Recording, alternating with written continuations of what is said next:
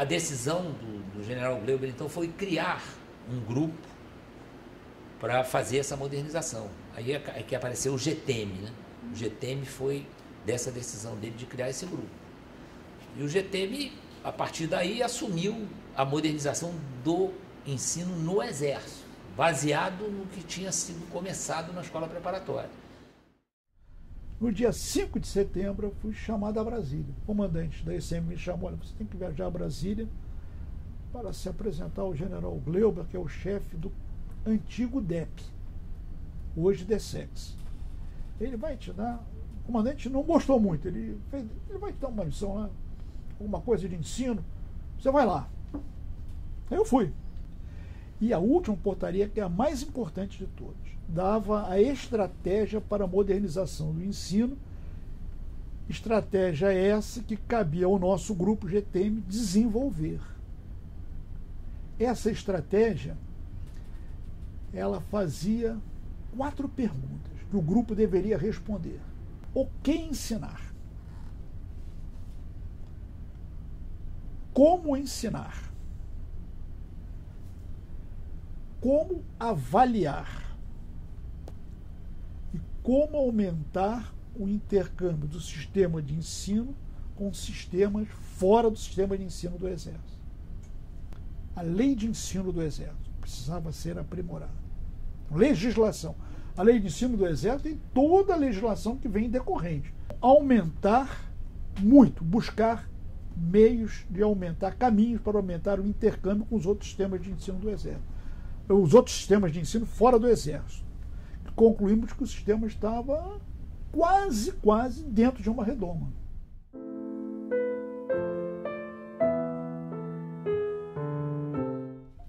O Centro de Estudos Estratégicos não foi iniciativa minha, foi do general Gleuber. Ele já era, nós estamos em 2000, ele já era comandante, porque a mudança foi em 99, eu estava em Brasília. Ele foi o último ministro e o primeiro comandante. Ele telefonou para mim e orientou: olha, precisamos de um centro de estudo estratégico e vamos fazer na ECM. Quando ele foi criado ainda dentro daquela configuração do GTEM, no ano 2000. E qual era a visão? Conjuntura. Era um centro, exatamente, né, para tentar dotar a escola de pensadores, de pessoas, de oficiais, né, que estivessem ali e fazendo interface com instituições civis e que fosse capaz de manter a escola com um conhecimento altamente atualizado acerca da conjuntura. A maior dificuldade eu comecei a identificar era com o mundo acadêmico. Né? Por quê? Porque era o seguinte, era uma via de uma única mão. Né? Eu abria as portas para ele, mas ele não abria as portas para eu ir na universidade. Então era esse o problema que eu comecei a enxergar. Então havia assim uma certa blindagem da gente ir lá.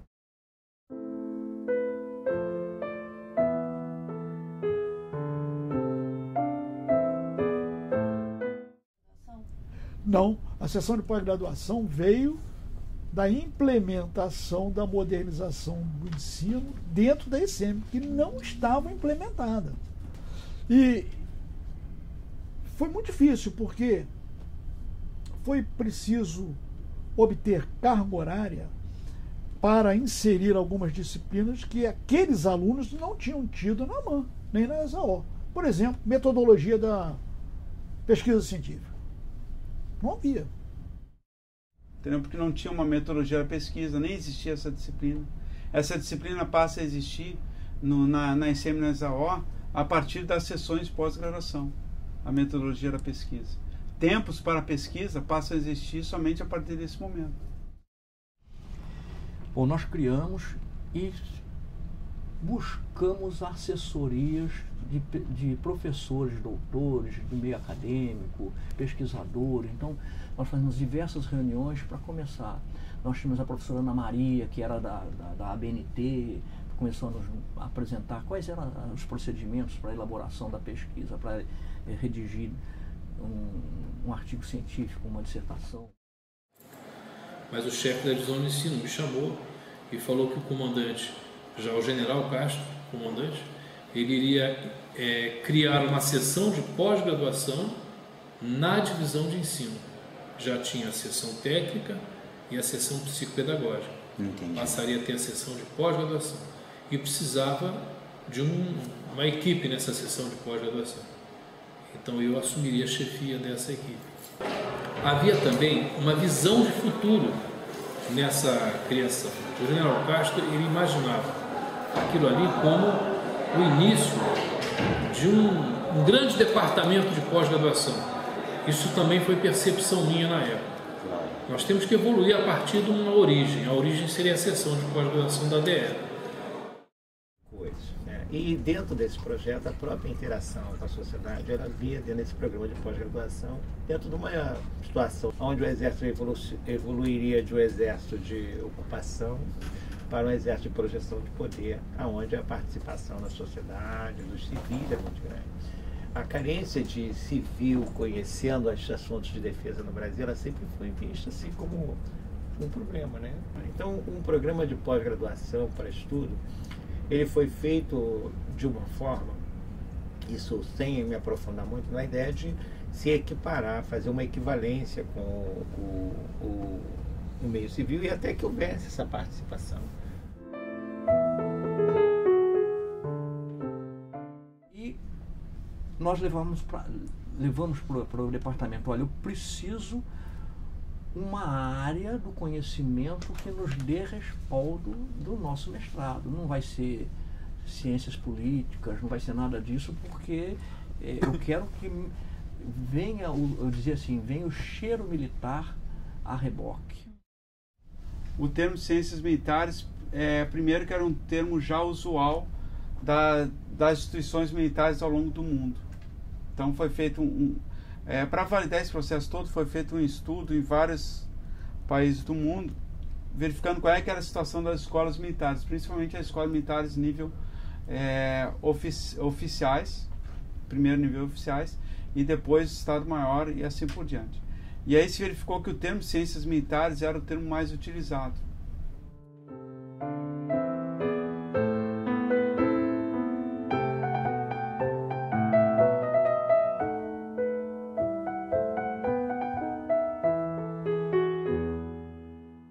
Então eu precisava na instituição doutores militares, né, que tivesse esse conhecimento, esse comportamento. A gente dizia o seguinte: eu preciso colocar em uma mesa de discussão do Ministério da Defesa ou de qualquer outro órgão que venha discutir defesa, doutrina, qualquer coisa, pessoas do mesmo nível dos civis que estarão lá presentes, ou das autoridades que estarão lá. E o nível é doutor. Até que chegou mais ou menos no meio do primeiro semestre, no final, ali por maio, e nós apresentamos uma proposta da criação do doutorado no ano de 2005. Porque foi criada uma portaria lá quando começou a pós-graduação, certo? Que dizia que em 2005 a ICM deveria criar o doutorado. E o Ministério da Defesa tinha criado o programa de pós-graduação, tinha Prodefesa, que começou a botar gente lá. Então eu achei, já era um cenário muito diferente, com uma geração diferente da minha, e que a gente passou a qualificar para pesquisa, para busca do conhecimento. O pensamento que eu acho que era predominante era de que se estava buscando, sim, uma interface maior, um intercâmbio com o meio acadêmico civil, que era uma abertura de portas, que nós estávamos nos integrando melhor à sociedade e buscando entrar numa área com a qual a gente não tinha nenhuma convivência. Primeiro, para a gente ter algo mais com uma substância mais firme, teríamos que ter algo que tenha o governo, que tenha a CAPES. Então vamos criar, muita pretensão nossa, né, uma CAPES dentro aqui do departamento. E foi quando nasce a CADESM. Porque a CADESM, ela foi muito boa num aspecto. Ela disciplinou, ela criou, ela permitiu uma adaptação mais fácil, porque, de certa forma, ela espelhava o que a CAPES exigia. Ela buscou espelhar a CAPES. Então, para nós, a CADESM teve um efeito didático muito importante, né? Ela ensinou a escola a como se preparar para uma postulação a um reconhecimento da CAPES. Mas ela insistia na equivalência. Esse que era o problema. Nós delineamos que teremos que ter professores. E nós fomos pesquisando o que a CAPES exigia, como é que eram os outros cursos de pós-graduação e tudo mais, e vimos mais ou menos, em média, que um curso de mestrado ele teria que ter um núcleo duro de 8 professores e que um curso de doutorado teria que ter um núcleo duro de 12 professores.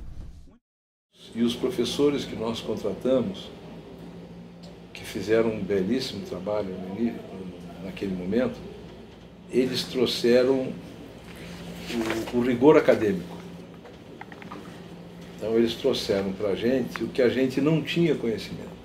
Por que essa decisão de enviar alguns oficiais para cursar pós-graduação nessas universidades? Eu acho que naquele momento, Adriana, o problema, na minha visão, estou dando a minha opinião, naquele momento talvez a criar uma massa crítica capaz de melhorar a nossa produção interna, nossa capacidade interna de fazer a pesquisa, trazer o rigor da academia para dentro do Exército, na minha visão, era menos importante do que mostrar os nossos militares para a academia. Entendeu? Da mesma forma que eu levei para o CE a pós-graduação para dar uma vitrine bacana para ela, para mim, eu interpretava o seguinte: eu preciso botar o Exército precisa ter gente na academia que seja referência. Estou falando em referência bibliográfica, né? Ou seja, que o cara sente para discutir. E um dia eu falei para ele: Jacinto, eu vejo você debaixo das minhas estruturas lá, general. Não, coronel, a situação é o seguinte, eu quero uma divisão de pós-graduação. Jacinto, você não enxergou? Eu sou uma estrutura que eu acho que o Centro de Estudo Estratégico é uma coisa importante para qualquer escola de alto nível. Eu acredito que a pós-graduação é importante também. Se nós nos unirmos, nós criamos uma estrutura na qual nós damos o suporte à pós-graduação da ICM, como existem alguns países que fazem isso, que a pós-graduação está debaixo do Centro de Estudo Estratégico. O centro ele era vinculado ao comando direto. Então, o que acontecia? Quando a gente bota a pós-graduação dentro do centro, a pós-graduação fica vinculada ao comando. E essa foi a nossa proteção. Não havia consenso na escola. O Exército, muito menos, não enxergava isso. O questionamento que nós sempre recebíamos do aluno era: isso é importante para quem e para quê? Toda mudança desse tipo tem resistência, particularmente numa instituição conservadora. Ou seja, o Exército e os militares são conservadores por natureza. Há uma discussão de desvio de finalidade. Vem cá, o que a gente quer? A gente quer um coronel para comandar um regimento ou quer um doutor? Quer. Havia essa dificuldade.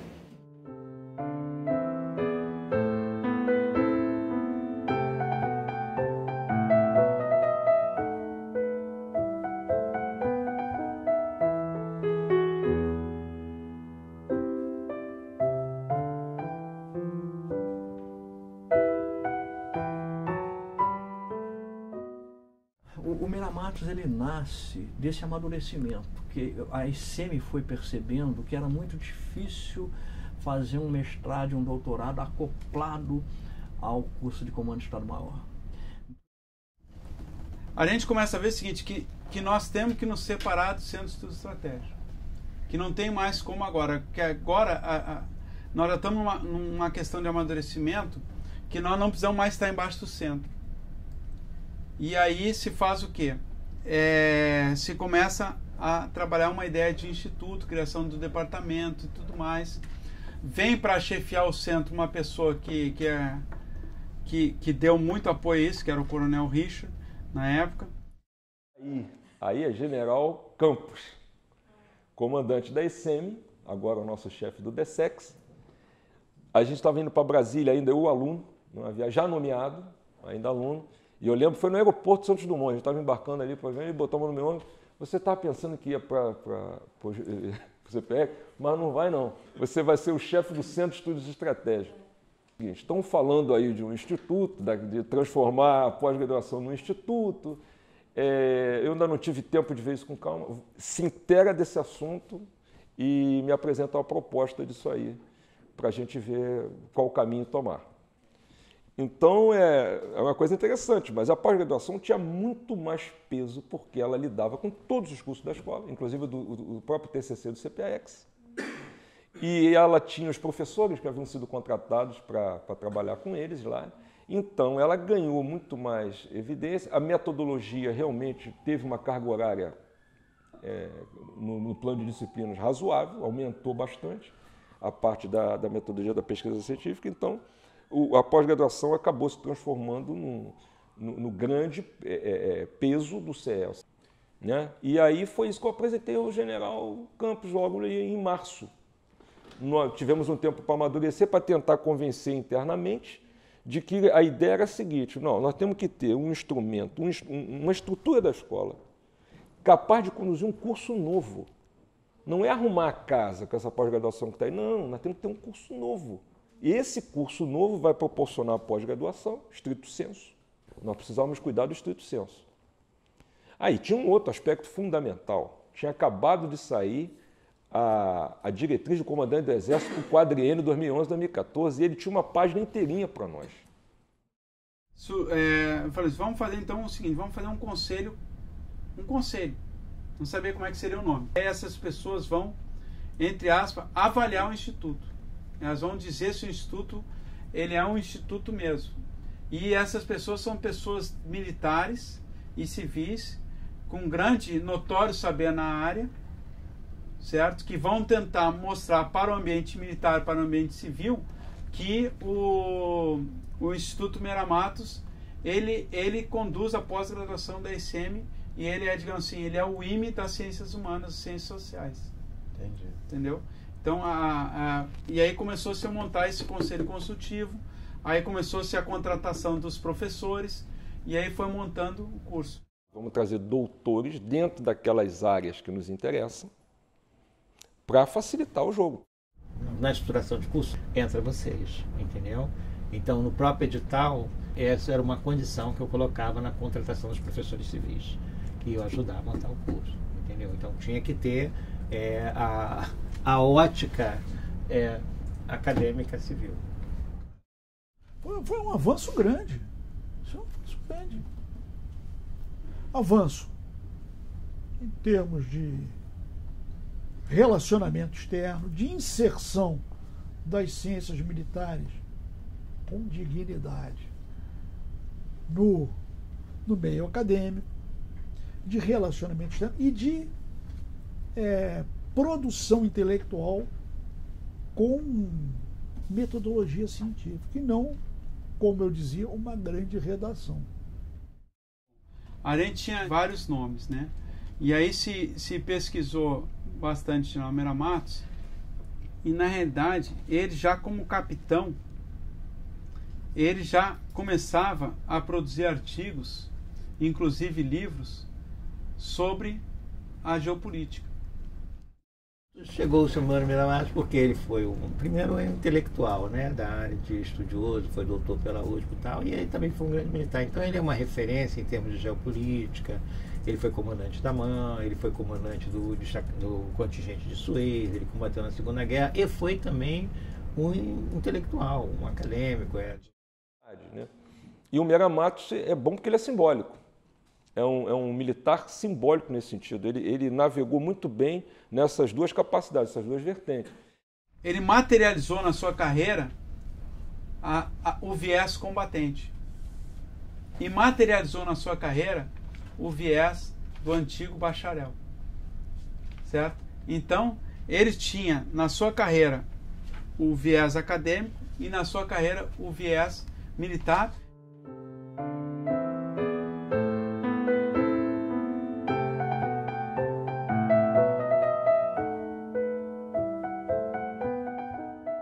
Pelo seguinte, todo momento que eu estava nessa equipe de aproximação com os órgãos governamentais, com o meio acadêmico, que chegava a essa postura, falava, olha, tudo bem, eu entendo que você tem um mestrado, eu vejo que o seu mestrado é conduzido com seriedade, segue os parâmetros, mas eu só posso reconhecer se ele tiver, vamos dizer assim, carimbo CAPES.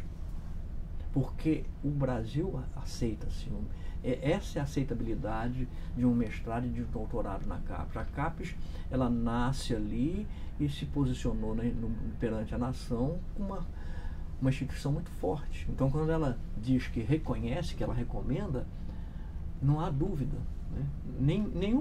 Ninguém tem dúvida disso. Então, o nosso pairava como dúvida. Nós sentamos e percebemos o seguinte, nós vamos insistir. O que a gente quer? Nós vamos ficar insistindo em ter um sistema autônomo, né, que não vai nos fornecer o reconhecimento necessário. Que civil vai querer fazer um curso dentro de uma escola militar submetido a uma avaliação autônoma, que não vai dar a ele retorno depois na vida civil? Nenhum. E outro aspecto também é o seguinte, nós tínhamos, o momento político do país realmente exigia que a gente colocasse um pouco mais as nossas ideias também ao sol, expondo essas nossas ideias. Na visão, na época nossa, a gente viu o seguinte, eu preciso do pesquisador, da produção científica. A gente enxergava que o acadêmico direcionaria melhor para um doutorado do que um mestrado profissional. E daria muito mais embasamento técnico, vamos dizer assim, para quem concluísse o mestrado. Então a opção foi por esse rumo aí. Em primeiro lugar, que a gente imaginava o seguinte, a transversalidade do curso que a gente tinha, ele não se coadunava assim, com aquele pragmatismo de ter uma aplicação específica dentro de uma atuação profissional. A própria atividade militar é assim. Em segundo lugar, que nós já imaginávamos que o futuro do mestrado é o doutorado. E seria mais fácil, no futuro, nós aspirarmos a ter um doutorado lá com um mestrado acadêmico que com um mestrado profissional.